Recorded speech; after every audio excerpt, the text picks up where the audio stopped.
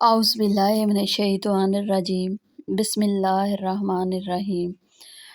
ناظرین، آج کی میری یہ ویڈیو حضور پاک صلی اللہ علیہ وآلہ وسلم کی مہر کے بارے میں ہے کہ نبی پاک کی مہر نبوت کا واقعہ کیا تھا، کس طرح ان کو نبوت کی مہر لگائی گئی اور نبی اکرم صلی اللہ علیہ وسلم کے جسم کے کس حصے پر یہ مہر لگائی گئی اور مہر نبوت کیسی تھی۔ جب ہم نبی پاک صلی اللہ علیہ وآلہ وسلم کی مہر نبوت کے بارے میں سوچتے ہیں تو ہمارے ذہن میں بہت سے سوالات آتے ہیں کہ کیا مہر نبوت حضور صلی اللہ علیہ وآلہ وسلم کے جسم پر پیدائشی تھی؟ اگر نہیں تو پیدائش کے کتنے عرصے بعد مہر نبوت ظاہر ہوئی؟ یہ مہر کیسے اور کس نے حضور اقدس کے جسم پر لگائی؟ مہر نبوت کا ذکر گزشتہ آسمانی کتابوں میں کیوں تھا؟ نبی پاک صلی اللہ علیہ وسلم کی وفات پر یہ مہر کیوں غائب ہو گئی تھی؟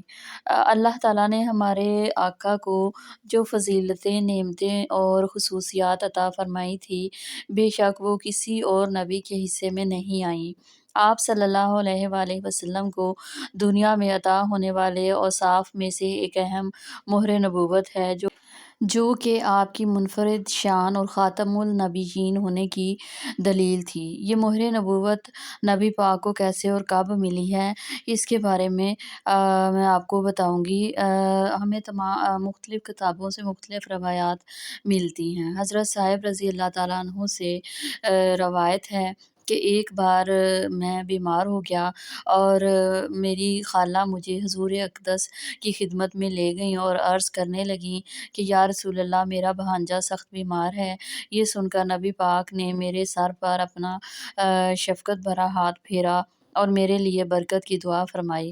پھر نبی پاک وضو فرمانے لگے تو میں آپ کے وضو سے بچا پانی پینے لگا اور حضور صلی اللہ علیہ وآلہ وسلم کے پیچھے کھڑا ہو گیا تو آپ صلی اللہ علیہ وآلہ وسلم کے دونوں شانوں کے درمیان مہر نبوت کو بغور اپنی آنکھوں سے دیکھا، جو کہ کبوتری کے انڈے جیسی تھی۔ اس مہر کو حضور صلی اللہ علیہ وآلہ وسلم کے خاتم النبیین ہونے کی علامت قرار دیا گیا تھا۔ وفات کے وقت یہ مہر شریف غائب ہو گئی تھی۔ حضرت جابر بن سامورہ رضی اللہ تعالیٰ عنہ سے روایت ہے کہ میں نے سلطان دو جہاں حضرت محمد مصطفیٰ صلی اللہ علیہ وآلہ وسلم کے دونوں مبارک شانوں کے درمیان مہر نبوت کو دیکھا، جو کبوتری کے انڈے کی مقدار میں سرخ ابھرا ہوا گوشت تھا۔ ہمارے ذہن میں ایک سوال یہ بھی آتا ہے کہ نبی پاک صلی اللہ علیہ وآلہ وسلم کے پاس یہ مبارک مہر آئی کہاں سے؟ اس بارے میں حضور صلی اللہ علیہ وآلہ وسلم کی والدہ محترمہ فرماتی ہیں کہ ولادت کی رات میں نے 3 اشخاص دیکھے۔ ایک کے ہاتھ میں چاندی کی صراحی تھی، دوسرے کے ہاتھ میں سفید ریشم کا ٹکڑا تھا۔ اس نے وہ کھولا اور اس میں سے ایک مہر نکالی۔ اس کی چمک دمک سے دیکھنے والے کی آنکھیں چندیا گئیں۔ اس صراحی کے پانی سے اسے 7 مرتبہ دھویا گیا، پھر نبی پاک کے ان دونوں کندھوں کے درمیان مہر لگا دی اور ریشم کے کپڑے میں لپیٹ کر کچھ دیر کے لیے اپنے پروں کے اندر چھپا لیا، پھر انہیں میرے سپرد کر دیا گیا۔ حضرت مخرج کعبہ رضی اللہ تعالیٰ عنہ بیان کرتے ہیں کہ میں نے حضور صلی اللہ علیہ وآلہ وسلم کو رات کے وقت مقام جعرانہ سے نکلتے دیکھا کہ ان کی کمر مبارک خالص سفید چاندی کی طرح چمک رہی تھی۔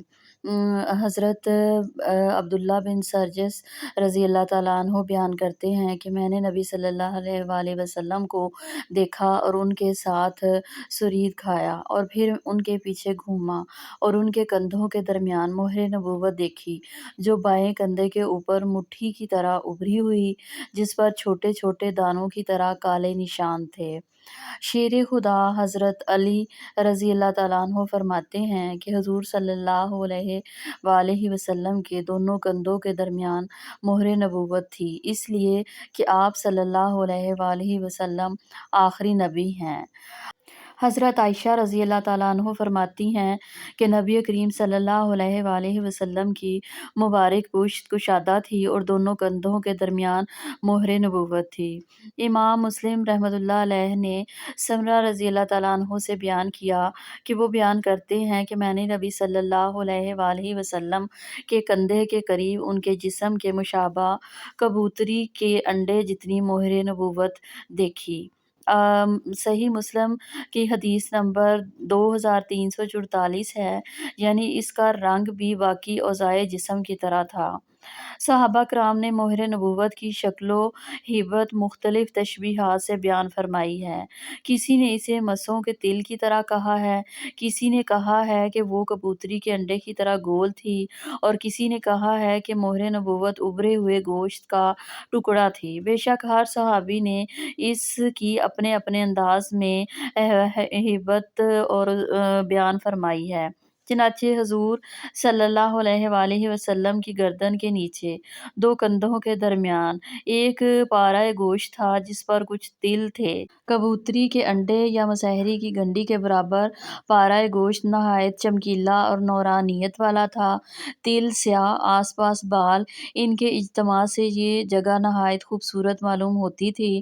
حضرت جابر رضی اللہ تعالیٰ عنہ روایت بیان کرتے ہیں کہ نبی کریم نے ایک دفعہ سواری پر مجھے اپنے پیچھے بٹھا لیا۔ میں نے اپنے چہرے کو مہر نبوت کے قریب کیا تو اس کی بے پناہ خوشبو مجھ پر غالب آ گئی۔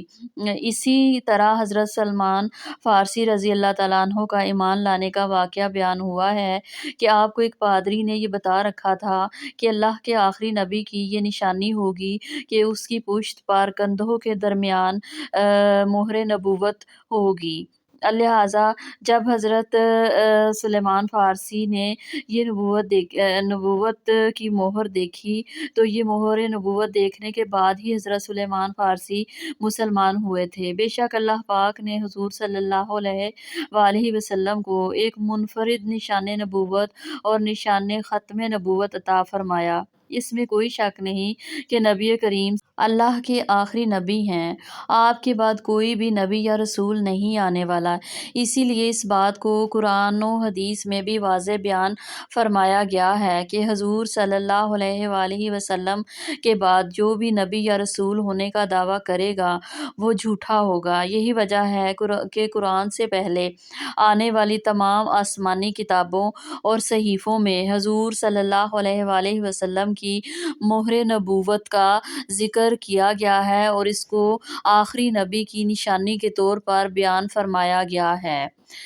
ناظرین، گرمی جیسے مشک اور موتیوں سے بھرے برتن بند کر کے مہر کر دیا جاتا ہے، ایسے ہی اللہ تعالیٰ نے نبی پاک صلی اللہ علیہ وآلہ وسلم کے اندر اجزائے نبوت کو جمع فرمایا اور اس پر اپنی مہر لگا دی۔ اس مہر کی برکت ہے کہ آپ کے دشمن کو آپ پر قابو نہیں ملتا تھا، اس لیے کہ مہر کردہ شے محفوظ ہو جاتی ہے، اور دوسرا یہ اللہ کے آخری پیغمبر کی نشانی تھی۔